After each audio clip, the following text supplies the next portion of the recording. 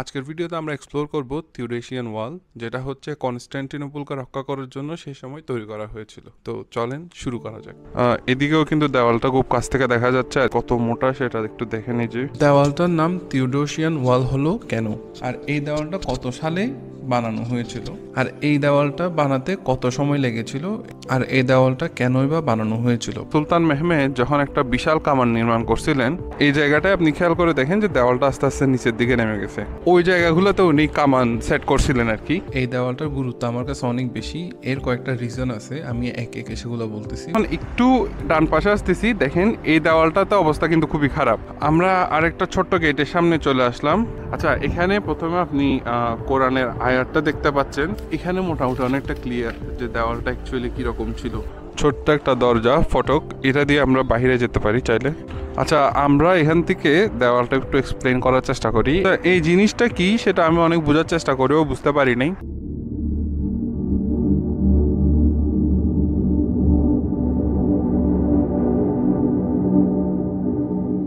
তো আচ্ছা, এখন আমি আমার ডরমিটরির ভিতরে অবস্থান করতেছি, কিন্তু এটা অনেকটা বারান্দার মতো, বাট এটা স্টোররুম হিসেবে ইউজ করা হয়। এপাশে সবগুলো স্টুডেন্টদের ব্যাগ দেখতে পাচ্ছি।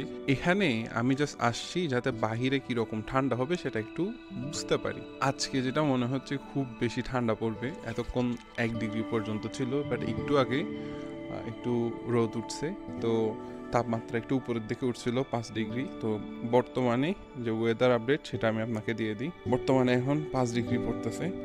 যত সময় যাবে আস্তে আস্তে, অর্থাৎ দুপুর 1টার পর থেকে আস্তে আস্তে আবার কমতে শুরু করবে, অ্যান্ড দেন আবার 2 ডিগ্রি পর্যন্ত চলে যাবে।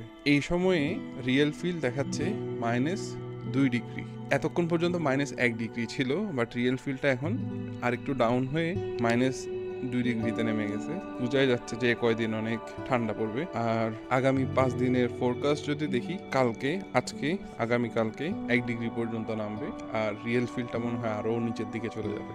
তো এটা হচ্ছে আজকের দিনের ওয়েদার আপডেট। আজকে অনেক ঠান্ডা, তারপরও আমরা আজকে এক্সপ্লোর করতে যাচ্ছি থিওডোসিয়ান ওয়াল।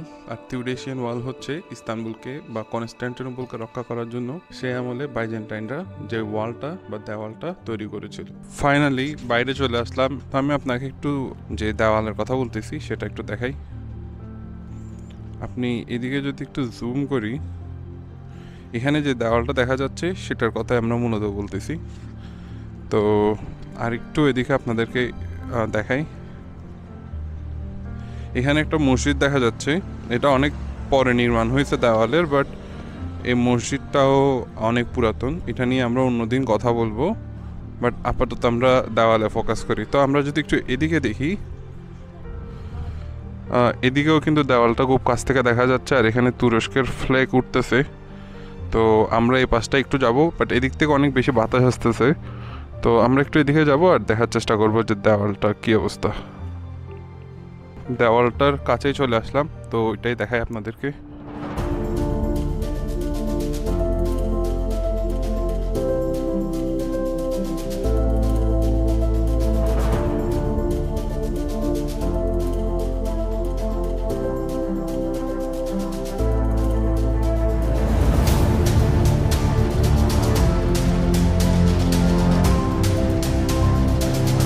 আচ্ছা, দেওয়ালটা কত মোটা সেটা একটু দেখে নিয়েছি, বাট সব জায়গায় এত মোটা না। মেনলি এটা হচ্ছে এখানে যে অংশটা দেখতেছেন, এটা হচ্ছে এদির্নে ক্যাপি। এদির্নে ক্যাপি বলতে বুঝাই এদির্নে গেট। এদির্নে একটা তুরস্কের আরেকটা জায়গার নাম। তো এই গেট দিয়ে যেহেতু সেদিকে যাওয়া আসা করতো, সেটা ওই উসমানীয় সালতানাতের একটা পুরাতন রাজধানী ছিল। তো যেহেতু এই গেট দিয়ে যেহেতু সেদিকে আসা যাওয়া করতো, তো সেটার নাম দেওয়া হয়েছে এদির্নে ক্যাপি। কিছু জিনিস এখানে মেনশন করা দরকার, সেটা হচ্ছে এই জায়গায় আপনি দেখবেন দেওয়ালটা কেমন জানি, আবার এখানে আপনি দেখবেন যে দেওয়ালটা অনেক সুন্দর। এটা আমি আপনাকে দেখাই। দেখেন এই জায়গায় দেখেন দেওয়াল কিরকম, আর এই জায়গায় দেখেন এটা অনেক সুন্দর। মনে হচ্ছে খুব রিসেন্টলি তৈরি করা হয়েছে। আসলে এটা রিসেন্টলি আবার মেরামত করা হয়েছে, মানে এটা অত পুরাতন না বাকি অংশের তুলনায়। বাকি অংশ তো হাজার হাজার বছর পুরাতন, বাট এই অংশটা এত পুরাতন না। এটা জাস্ট রাস্তার কাছে দেখে সেজন্য এটাকে মেরামত করা হয়েছে। বাট আপনাকে আরেকটু জুম করে এপাশে দেখাই। এপাশে যখন আমরা যাব তখন দেখার চেষ্টা করব। এই এরিয়াটাতে কিন্তু অনেকগুলো মানে সে আমলের দেওয়াল রয়ে গেছে। যেটা অক্ষত তো বলবো না, মানে এখনো দাঁড়ায় আছে ওই অবস্থায়, সেটা সংরক্ষণ করা হচ্ছে বা মানে যত কম মেরামত করা যায় সেটার চেষ্টা করা হচ্ছে আর কি। তো আমরা সেদিকেও যাওয়ার চেষ্টা করব। আচ্ছা, এ পর্যায়ে আপনাদের মাথায় এই দেওয়ালটা নিয়ে অনেকগুলো কোয়েশ্চেন আসতে পারে, তো আমরা একে একে এগুলো সলভ করার চেষ্টা করি। প্রথমত, দেওয়ালটার নাম কি? দেওয়ালটার নাম হচ্ছে থিওডোসিয়ান ওয়াল। দেওয়ালটার নাম থিওডোসিয়ান ওয়াল হলো কেন? কারণ এই দেওয়ালটা যিনি বানিয়েছেন তার নাম হচ্ছে দ্বিতীয় টিউডোসিয়াস। অর্থাৎ দ্বিতীয় টিউডোসিয়াসের যখন ক্ষমতায় ছিলেন তখন হচ্ছে এই দেওয়ালটার কাজ সম্পন্ন করা হয়েছিল, যার কারণে এই দেওয়ালটার নাম তার নামে নামকরণ করা হয়। আর এই দেওয়ালটা কত সালে বানানো হয়েছিল? এটার কাজ মূলত শেষ হয়েছিল 413 খ্রিস্টাব্দে। তো সেই সময় ক্ষমতায় ছিলেন দ্বিতীয় টিউডোসিয়াস। আর এই দেওয়ালটা বানাতে কত সময় লেগেছিল? এই দেওয়ালটা বানাতে 12 থেকে 13 বছরের মতো সময় লেগেছিল। আচ্ছা, এখানে একটা কথা বলে রাখি, সেটা হচ্ছে এই দেওয়ালের কাজ কিন্তু তার বাবার আমলে শুরু হয়েছিল, অর্থাৎ টিউডোসিয়াস সেকেন্ডের বাবার আমলে, যার নাম ছিল আর্কাদিউস।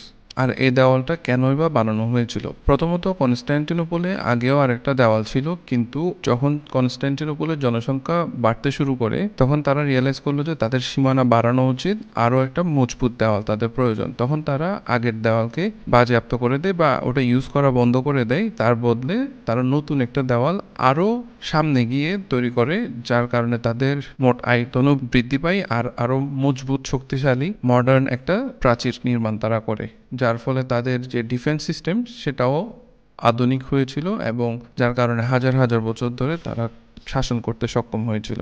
আর আরেকটা জিনিস আমি দেখাই, সেটা হচ্ছে এই ফ্ল্যাগগুলা তুরস্কের এই বড় বড় ফ্ল্যাগগুলা অনেক বেশি দেখতে পাওয়া যায়, তো এটা একটা ইন্টারেস্টিং বিষয় আমার কাছে।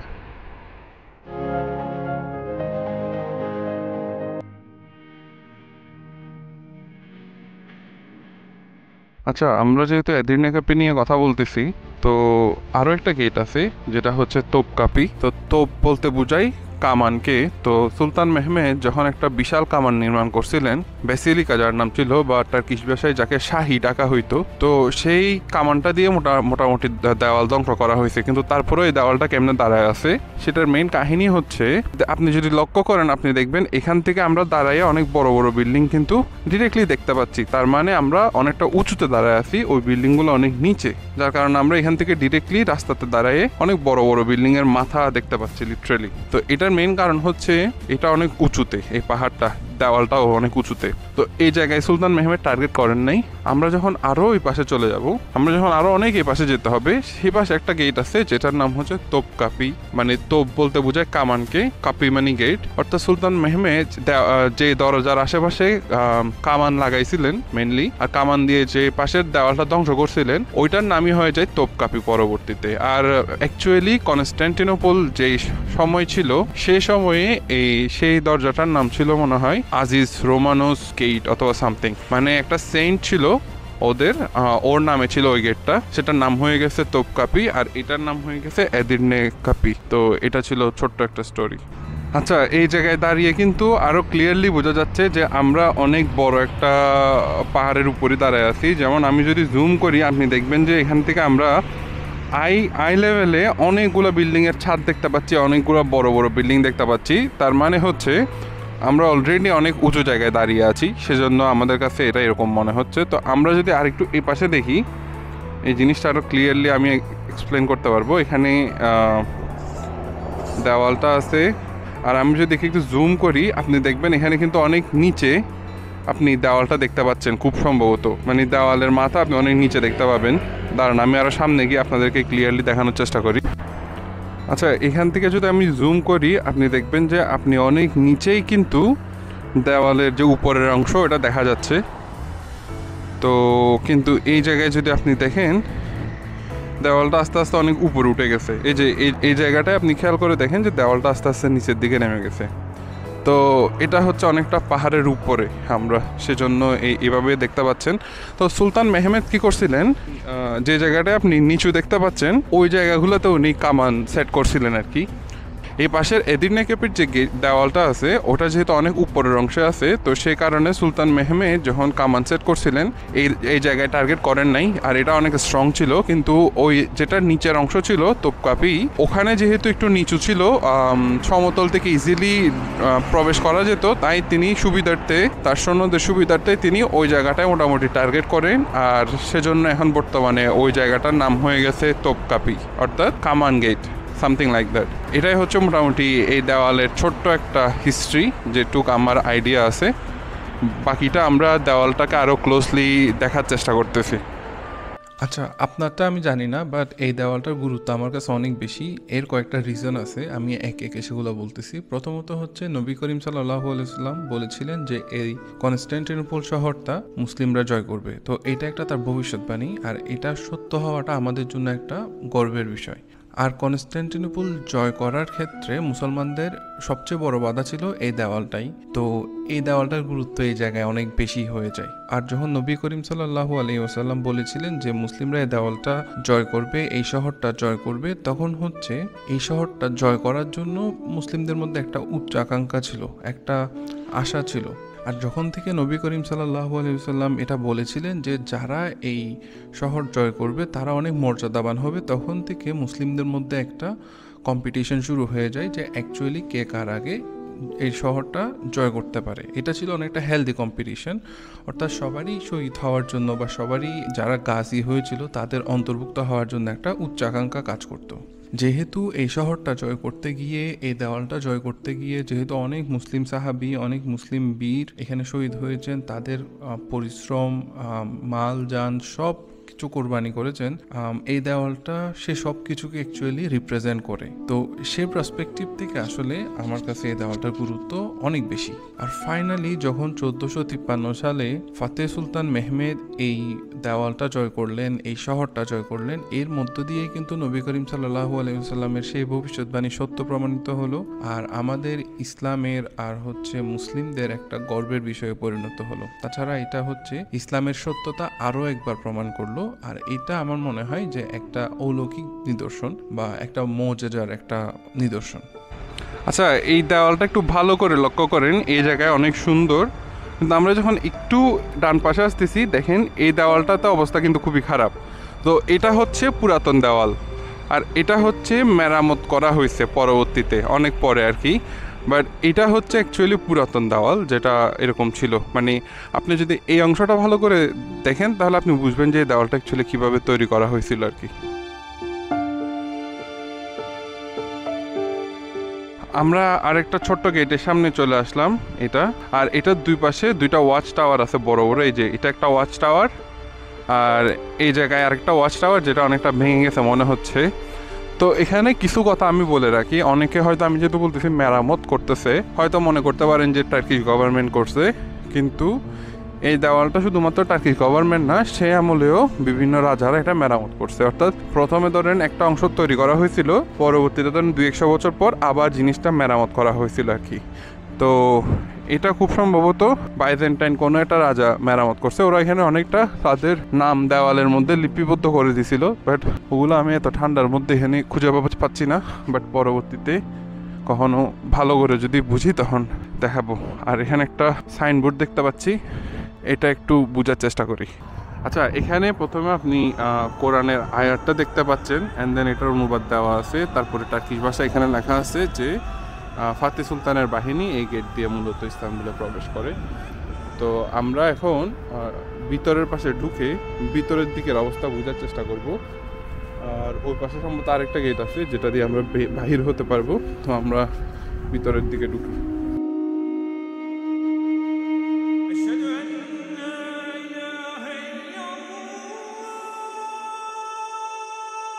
এটা হচ্ছে মিহিরমা সুলতান জামি, এটা নিয়ে অন্য একটা দিন ভিডিও বানাবো। আর এখানে আমি একটু দেখাই, এই যে এখানে মোটামুটি অনেকটা ক্লিয়ার যে দেওয়ালটা অ্যাকচুয়ালি কীরকম ছিল।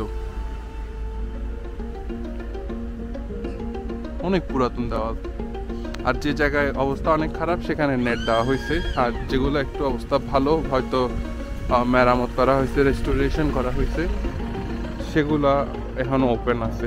আমি জাস্ট দেখাচ্ছি আপনাকে।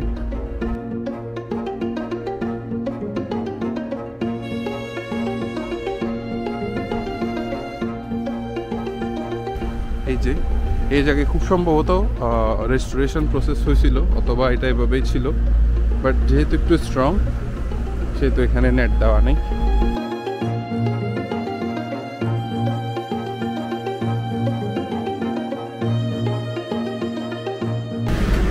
এখানে এই দেওয়ালটা কিন্তু শুধুমাত্র কামান দিয়ে ধ্বংস করা হয়েছে তা না, এখানে কিন্তু ভূমিকম্প হয়েছিল। তো ভূমিকম্প হওয়ার কারণে এই দেওয়ালটা কিন্তু অনেক ক্ষতিগ্রস্ত হয়েছিল। তো এই যে এটা অসাধারণ, এই জায়গাটায় অনেক ভালোভাবে বোঝা যাচ্ছে সিচুয়েশন। এই যে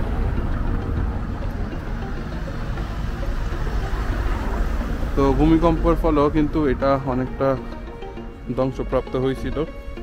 তো আবার অনেকটুকু তো কামান দিয়েও ধ্বংস করা হয়েছে, নাহলে তো এই শহরটাই জয় করা হইতো না।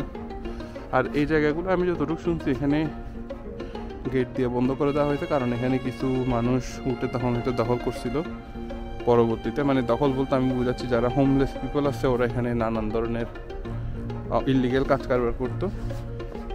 তো বিভিন্ন মাদক দ্রব্য হয়তো সেবন করতো। তো পরবর্তীতে এগুলো না হওয়ার জন্য এখানে এটা করা হয়েছে। আর এটা এখন সম্ভবত ইউনেস্কোর আন্ডারে খুব সম্ভবত। আচ্ছা, আমি আরেকটা জিনিস দেখাতে পারি, সেটা হচ্ছে আমরা এখান থেকে দেখার চেষ্টা করি। এই যে দেওয়াল কিন্তু এখানে অনেক নিচু সামনে। আমার আগের ভিডিও দেখে থাকলে আমি কিন্তু এই রাস্তা দিয়ে আসছিলাম। তো আগের ভিডিওতে এই রাস্তা দিয়ে আমি মূলত অনেকগুলো ব্যাগ নিয়ে উঠে আসছিলাম। তো সেই ভিডিওতে আপনি হয়তো দেওয়ালের কিছু অংশ দেখতে পাইছেন।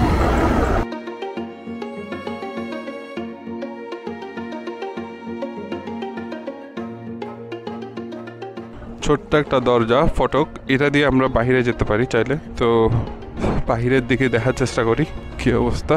তো মূলত সুলতান মেহমেদের যে বাহিনীটা ছিল, আপনি এখন যে অংশটা দেখতে পাচ্ছেন এই যে নিচু জায়গা, এখানে মূলত খুব সম্ভবত যুদ্ধের মাঠটা ছিল। আর এখানেই সম্ভবত সুলতান মেহমেদের যে বাহিনী তারা এখানে অবস্থান করতেছিল। বাট এখানে যেহেতু দেওয়ালটা আছে, এই দেওয়ালটা যেহেতু এখানে, তারা একটু দূরে অবস্থান করতেছিল, কারণ তীরের আক্রমণ যাতে তাদেরকে ক্ষতি করতে না পারে সেটার জন্য তারা একটু দূরে, বাট খুব সম্ভবত এই পাশটায় অবস্থান করতেছিল। আর ওখানে তারা কামান বসিয়ে দেওয়ালের উপর হামলা করতেছিল।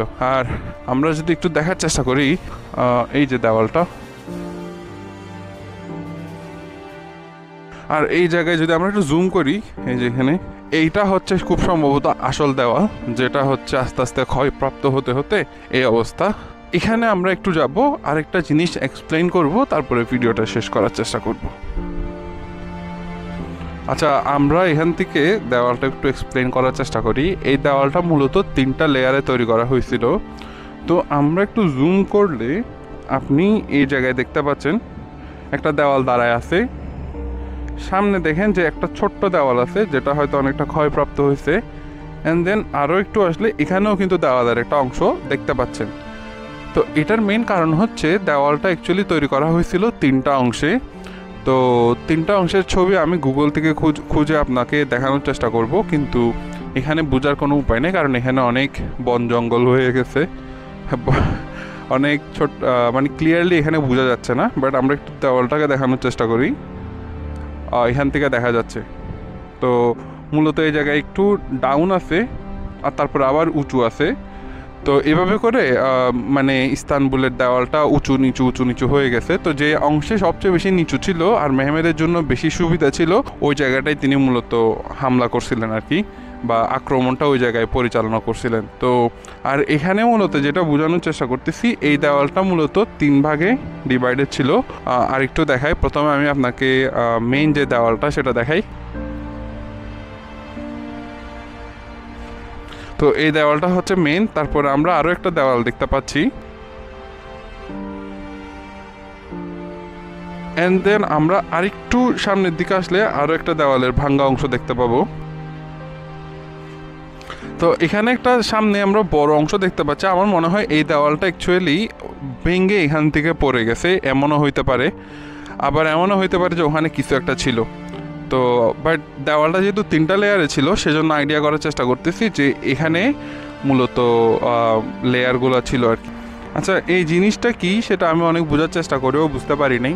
তো সেটা নিয়ে আর গবেষণা না করি।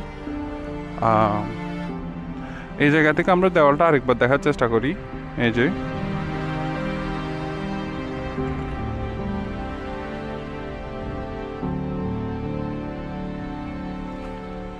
আমি মূলত এই দেওয়ালটা অনেক লম্বা। আমার পিছনে আপনি দেখতে পাচ্ছেন অনেক দূর পর্যন্ত পুরো শহরটাকে এটা রক্ষা করতো। তো এই দেওয়ালটা অনেক লম্বা, কিন্তু আমি খুব ছোট্ট একটা অংশ আপনাকে দেখাইছি, জাস্ট টু গিভ আইডিয়া। তো এটাই আজকের ভিডিওটা এখানে শেষ করব। কিন্তু অনেক বেশি ঠান্ডা, বিশেষ করে যে ঠান্ডা বাতাসটা পড়তেছে, আমার হাত গ্লাভস দিয়ে ঢাকা, কিন্তু এটা আসলে ঠান্ডা কভার করতে পারতেছে না। তারপরেও সামনে একটা রাস্তা দেখতে পাচ্ছি, মনে হয় যাওয়া যেতে পারে, ওদিক দিয়ে আমি বাসায় চলে যেতে পারবো। তো লেটস গো দেয়ার।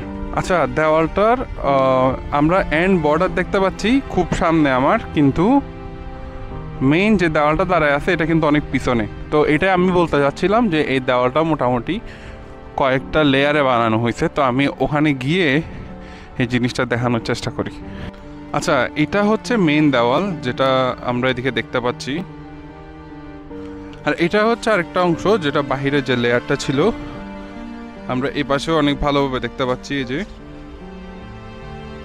এই লেয়ারটা হচ্ছে বাহিরের লেয়ার, মধ্যে কিন্তু এই অংশটা। তো এটাই বোঝানোর চেষ্টা করতেছি যে দেওয়ালটা মূলত একটা লেয়ারে না, বরং কয়েকটা লেয়ারে তৈরি করা হয়েছিল। প্রথম যে লেয়ারে ছিল এটার কাজ ছিল শত্রুদেরকে স্লো ডাউন করা, আর যেটা বড় দেওয়াল ছিল এটার কাজ ছিল শহরকে রক্ষা করা। আর যেহেতু বড় দেওয়ালের গায়ে একটু পর পর ওয়াচ টাওয়ার ছিল, তো ওয়াচ টাওয়ারগুলো থেকে যারা শহরকে রক্ষা করতো তারা তীর, কামান ইত্যাদি নিক্ষেপ করতো, শত্রুরা যাতে দেওয়ালের কাছে আসতে না পারে এটার জন্য।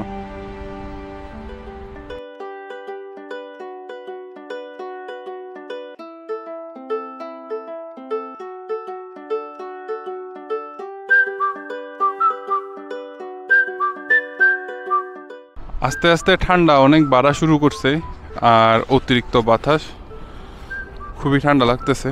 তো ভিডিও এখানেই শেষ করতেছি, পরে অন্য কোনো গেটে কখনো গেলে সেগুলো পরে দেখাবো। তো আজকের মতো ভিডিও এখানেই শেষ। টাটা, বাই বাই, আসসালামু আলাইকুম, ভালো থাকবেন। কোনো ভিডিও দেখার ইচ্ছা করলে কোনো একটা বিষয় নিয়ে সেটা কমেন্ট সেকশানে লিখতে পারেন। আজকে ঠান্ডা, তার উপর আজকে তুষারও পড়া শুরু করছে, বোঝা যাচ্ছে না, কিন্তু এক জায়গায় দাঁড়াইলে এই যে গায়ে একটু একটু পড়তেছে। অনেক ঠান্ডা আজকে।